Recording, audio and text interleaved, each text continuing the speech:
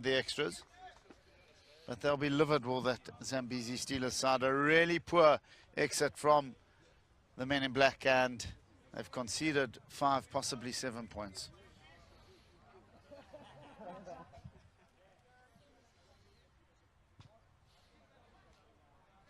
He's got a pretty educated boot, as Mikael Frachom. That one not going over.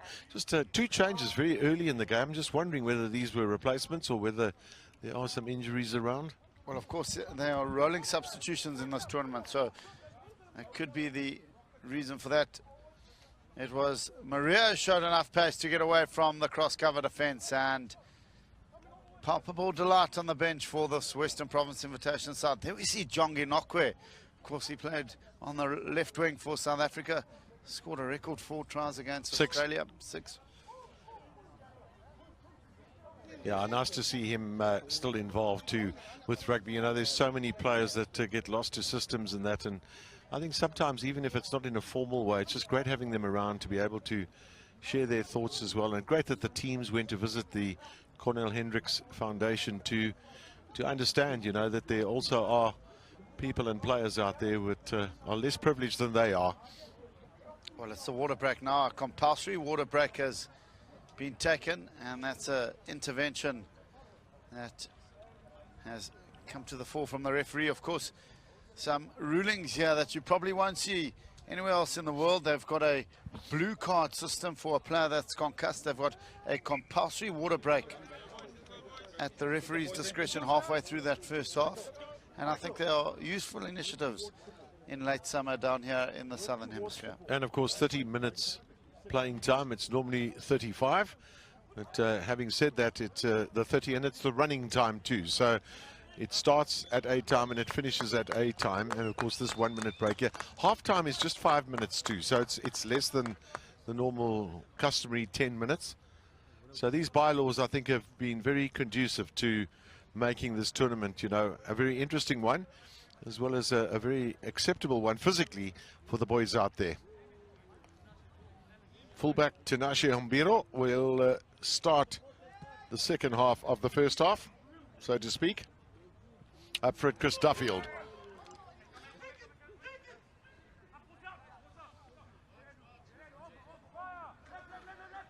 So Western Province, well, they're in the lead at the moment. They're by those 9 points. And they were under the cosh a little bit. You know, the Zimbabweans only managing to get that penalty goal. 2 tries from Western Province. One of them rather fortuitous. Another knock-on coming in.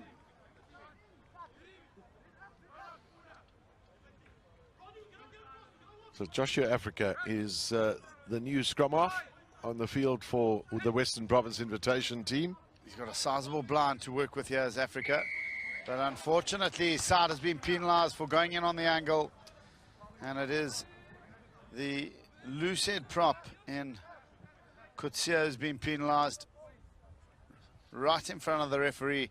And the captain in Gunyama has pointed to the uprights. He had no hesitation in telling the man in the middle, we'll take the 3 that are on offer. Yeah, there's no question that they should do that at this point in time. The light little breeze you saw there's 7 kilometers an hour, so it's very, very light, but it can affect the rugby ball too, and they want to use that. I think it's a little bit across field, but it's more at their backs than anything else. Well, the tight head prop as well as the loose head prop is in on the angle, and it was Borchers who was penalised. As we see Hombero, silky strike. Now, has he swung it in? No, he's drifted away to the left of the uprights. And the score will remain in favour of this Western Province Invitation side by 12-3. Not too happy about the missed opportunity. The coaching staff of the Zambezi Steelers. What I really liked about them on the first day was that after the match, all of those members of that coaching staff went and shook the hand of every opposition player on the field. It's not something you see that often. Actually wonderful, embracing the team ethos of the game of rugby. Panasila Chinyanga and Patrick Chivanga Also two sturdy fellows in the center position. Now the little offload, and down comes Liberty Sabanda. Liberty Sabanda nearly got through. Just a very late ankle tap them on him. But the Zimbabweans can see they've got plenty of players here. Can Hombiro find his way through? That's the 50-50 pass that you were talking about, Gareth Wright, but it's not going to matter too much because they have another chance with a penalty. And it's little Prince Manewo who's looking to get over the line. Can the Zimbabweans... Well, they're just up short at the moment. Oh, that's sleight of hand, isn't it? Gives them a chance, gives them a try. Well, that's brilliant by the Zambezi Steelers. Wonderful hands in close contact by the tight forwards. And it is Matthew Orowo who's got in for their opening try on day 3 of this World Schools Festival. The tap and go from little Prince Munemu, and then the work done by the tight forwards. Quick passing out in front of the man, 1, 2, 3. Good strong line run by the strong number 8 in Owaru. And the Steelers have struck back and have cut the deficit to 2.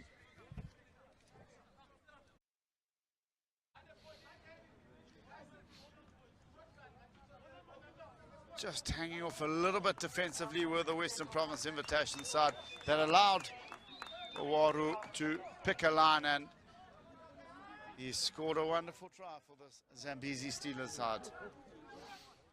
Well, the chat up front was the expectation that this would be potentially a very, very tight and very close game.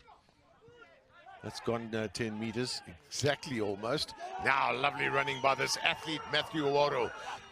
Looking for support, he finds it in the form of Duffield, and who nearly left it behind, but still they've got a chance here. They need quick delivery. Where is it? Well, it's not needed, is it? Well, this is a yellow card offence.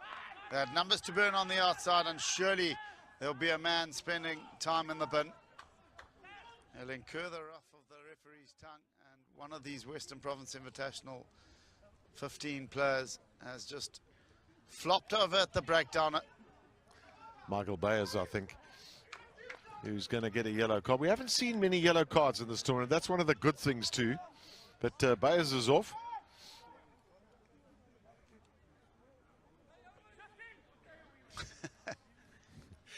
Yeah, well, there we have it. You know, the referee, in his haste to get the card out, dropped it on the ground. Somebody should have stood on it. Then he wouldn't have had one. That reminds me of Rasta Rashivenga, who once was in a situation where he actually left the cards behind in the dressing room. And when he put his hand in his pocket to take out the yellow card, he didn't have one. Andre Watson dropped his red card and was picked up by Barley Swart. And Barley Swart ended up being sent off. Oh, great stories. Well, the red and the yellow cards, but as you would have heard from Gareth Wright, we've got a blue card here as well as a safety mechanism. And this number 8 he's a great athlete. Perhaps he could have kept going himself there. Oh, Duffield just couldn't hold on to it at the opportune moment. And there we see Michael Bayers, who infringed at the breakdown and is spending time in the bin.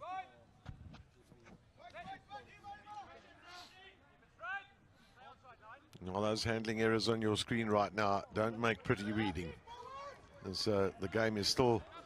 Oh, we're well into the second half of the first half. 30 minutes each way it is.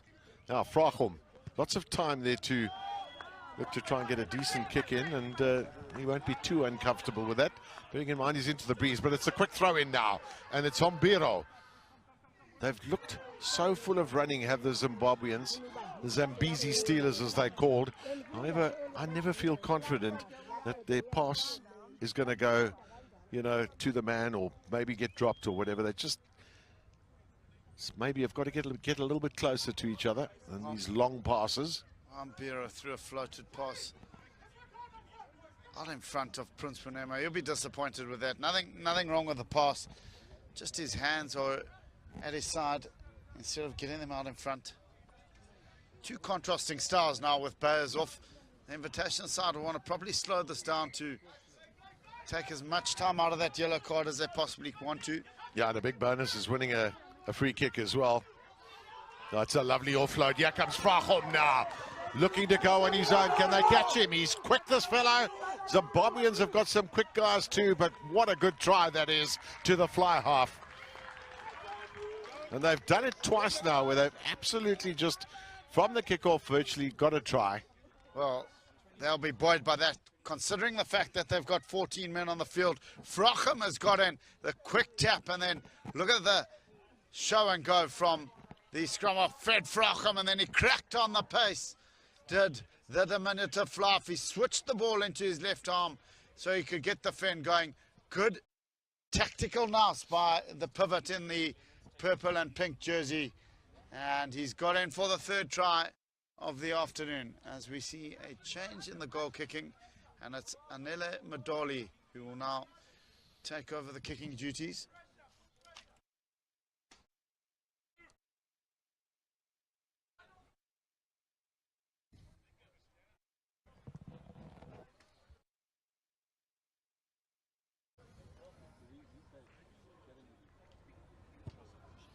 Well, it sounded very clean, that strike, and it certainly was.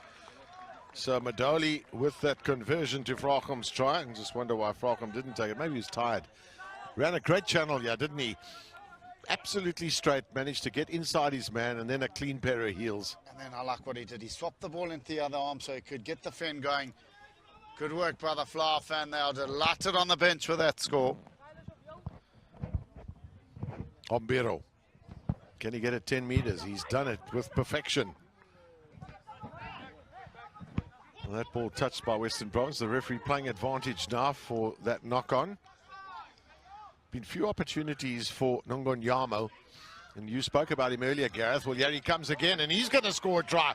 Well, one fly half with a great individualistic effort. Another fly half with another one. Well, punch and counter punch. Anything you can do, I can do better, says Tabongo Ngonyamo, and he's got in for the Steelers' second try of the day. The dummy, everybody fell off him, and then he just kept going. He's got very strong thighs, as this fellow, and he just powered through the hole and in under the crossbar for the second try for the Zambezi Steelers, and he's pulled them right back into this game. And although it's been blighted by handling errors, certainly we've seen some real enterprise from both these sides, allowing the ball to do the work. As we see, Hombiro will be looking to cut that deficit down to 2 points. He's duly obliged, and the Zambezi Steelers are straight back in this contest. Well, a missed tackle that came in from Tatasel, and then look at the pace shown by the Flaf and Ngonyamu. An individualistic try, and he's got in for his moment of the day. Michael Bayers, the man who got the yellow card, back on the field again. So they're back to 15, but they did pay the price by foregoing those 7 points. Well, look at the tackles missed by the Western Province Invitational side. 10 of them to the 3 of the Steelers. Something they'll need to sort out come half-time. I think just about all 10 of those came when that man there, when Yama found his way through. Frachom, quick long pass here. We've seen very little of Delu at the fullback position. He played center in the first match, shifted to the fullback position for this game.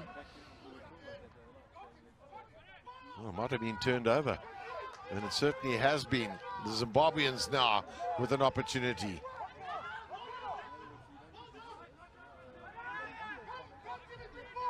Ombero.